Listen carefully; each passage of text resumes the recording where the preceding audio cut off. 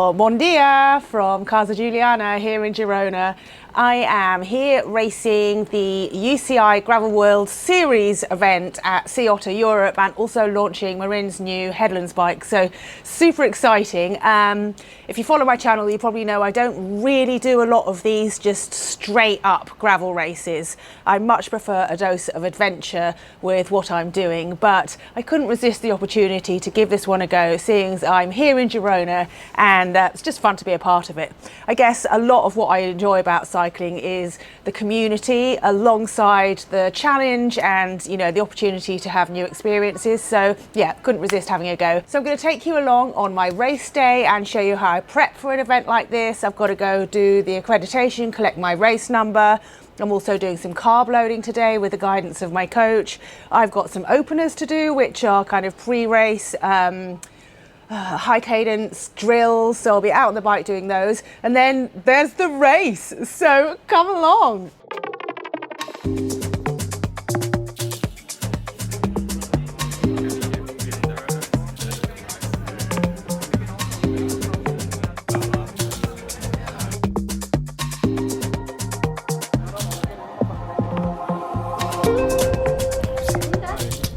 Hello. Estoy bien. This is Juliana. Yeah, nice to meet you. Ooh. I don't need a downhill bike, I don't need a downhill bike, I don't need a downhill bike. But Duncan, were you sleeping in a tent last night? No, thankfully not for me. I don't know who it is. So this is Sea Otter. There are a ton of brands exhibiting, bike brands, clothing, nutrition. Several of my sponsors are here, so obviously I want to go say hi to them. Then I've got to collect my number, get all the details for the race tomorrow, and also just try not to spend too much time in the sun. It's absolutely boiling.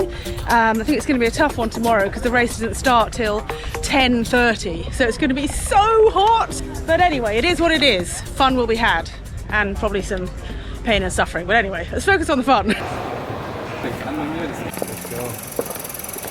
Nervous. I hate this pre-race feeling. Never gets easier. Well, you know what? I wanted to show you more of Sea Otter, but that is all you're getting. It's so hot. God knows what temperature, but as a wimpy English person, I am dying and I just want to get out of the sun. So I'm in the best shape for tomorrow. I still need to do my ride later today, but I'm just going to have to wait till it's cooler. Oh. Thank you. Sorry. Hello.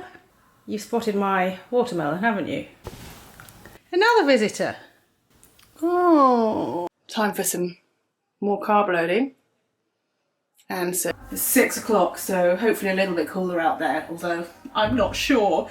So having a quick look at my training that I've got to do. It's mainly kind of easy leg spin recovery, but it's got a few harder intervals because you need your body to be kind of prepared for what's to come for a race. Although tapering can be good, which is where you ease off and make sure that you're really well rested. You don't want to do nothing because then your body's like, what the hell is this? When you try and put any power out. So the idea today is you kind of get all your systems firing, but not too much, and then get some more recovery after that. So let's go.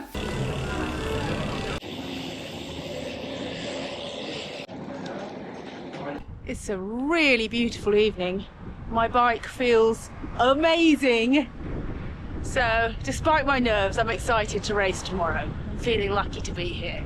Let's take a closer look at the lovely new bike. Really am enjoying riding this.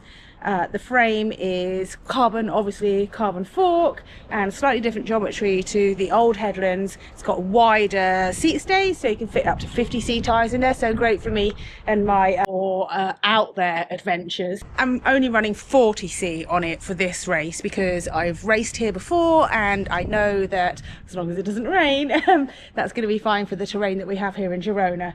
I've got the Envy SES 3.4 carbon wheels. They've not yet been built up with their lovely orange Chris King hubs, but they will be soon, and I'll be putting on all the matching orange wolf tooth parts. It's going to look absolutely amazing. This has got frame storage, but I think I'm probably just going to keep my tools in my restrap saddlebag. What else? Oh, I've got this new WTB saddle that I've not used before. I know you're not meant to change stuff up before a race, but hey, I've got a new bike. So it's the Solano SL, and it's got carbon rails. So far so good. I mean, we did a 4-hour ride yesterday and no complaints. I've got a wolf tooth, a 40 tooth chainring. I believe this cassette is 10 to 50, or is it 11 to 50? Mechanical Shimano GRX, 12 speed of course. And the most important bit for me in terms of race strategy and pacing is my Assioma Pro MX power pedals. So obviously I've been sponsored by these guys for a while, but I've just been so impressed by the longevity and durability of these pedals, but most importantly the real-time data that I can get.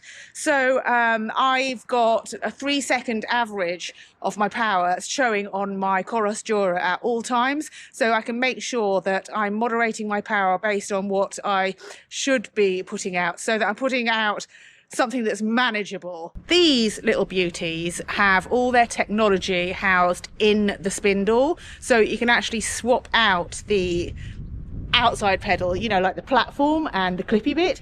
All the tech stuff is in the spindle, so that is 100% protected. There's no dust, dirt, rain or mud getting in there, which means that I can 100% rely on these to give me the data that I need during a race.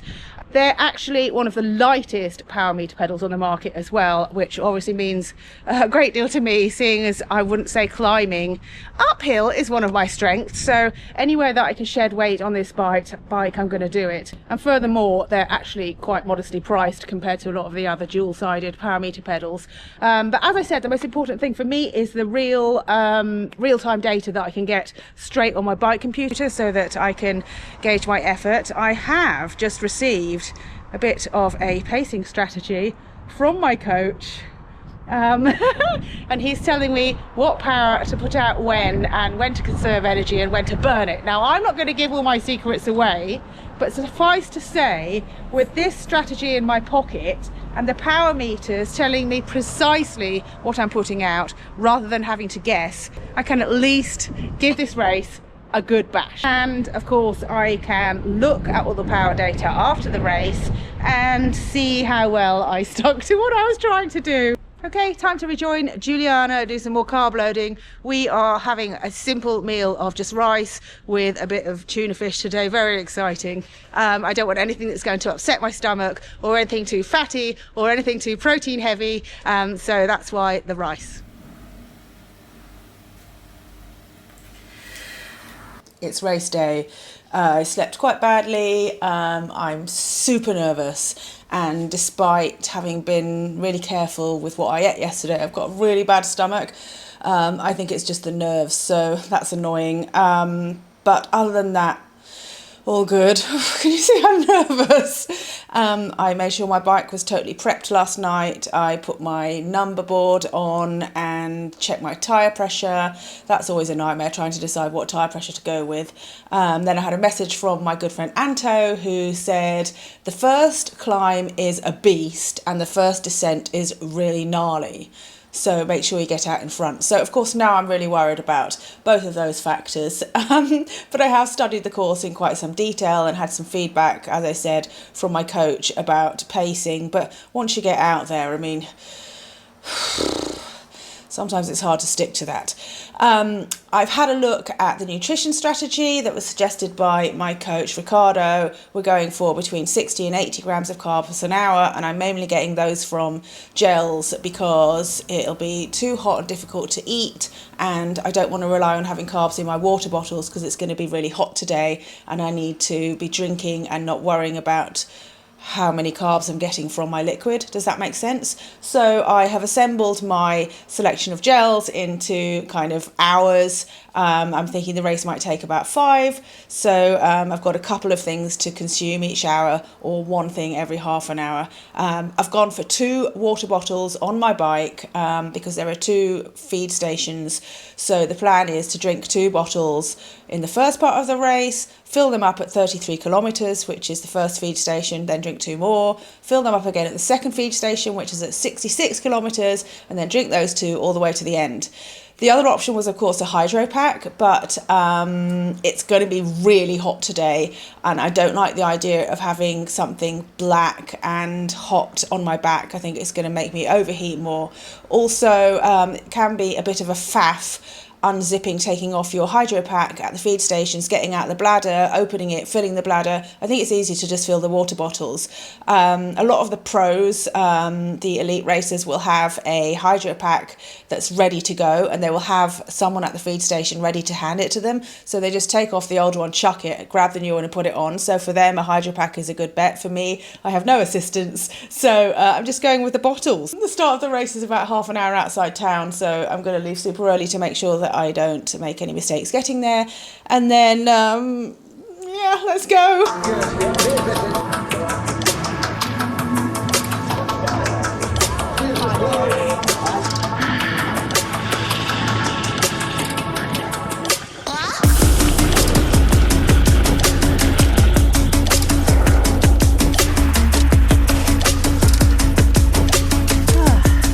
Really hard to film. So you can't take your hands off the bars to get the camera out and you can't breathe.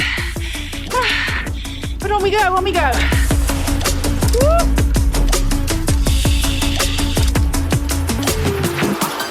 The bars moved on the descent and now they're quitting down.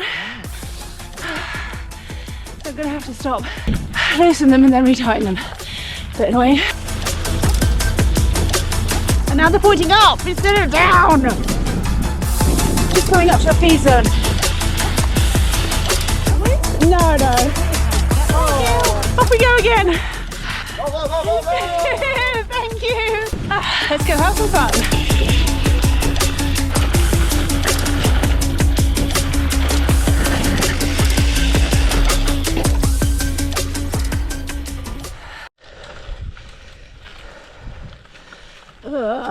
So hard and slow. Bloody handlebars just flipped down again. Can't do them any tighter. I'm going to have to stop and fix my bars again. It's giving me so much neck and shoulder pain. No saddlebag. How annoying. Lost all my tools and I'm going to have to ride with my bars in the wrong place. So 66k done. I just stopped at the feed zone, the final one, to grab some water and also try and fix my bars. And turns out that the head of one of the bolts has snapped off inside my stem. So I can't undo it to move the bars back to the right position, so I just got to ride like this. Ready for this to be over, to be quite honest. Let's get back. I mean, not that it isn't a nice ride, it's bloody lovely and better than the rain in England, but ow, I hurt. I really, really hurt. It's the last climb and 10 kilometers to go and I am dead. Oh my God. Yay!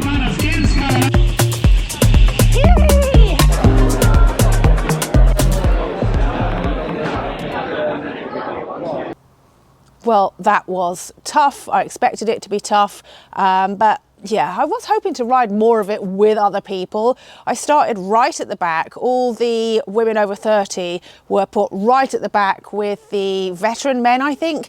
The male age groupers had their own categories, their own sections, and they set off in their own waves. All the women over 30 went at the back behind all the older guys. So there was a bit of grumbling about that.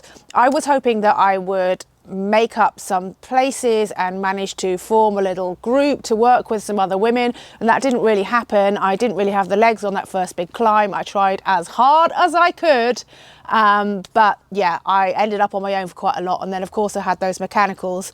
I did actually secure myself a spot in the UCI Gravel World Championships, where I can go and represent Great Britain in my age group, where the Great Britain skin suit or whatever it is you get for that, but I won't be going because I've got a couple of other races that I'm focusing on this autumn, that being the 4-day mountain bike stage race and the 7-day gravel stage race that I'm doing in South Africa, but also because I don't massively like those races. I've said it before, and it was nice to give it a second go. I never like to write anything off entirely, but that race did reconfirm my opinion that those races aren't really for me. I just much prefer to have either a ride with friends or a race that is a bit more focused on adventure and a new experience. I love Girona, don't get me wrong, but I'm not sure I need to thrash myself for 5 hours riding on my own, really. It was like a gravel time trial for me.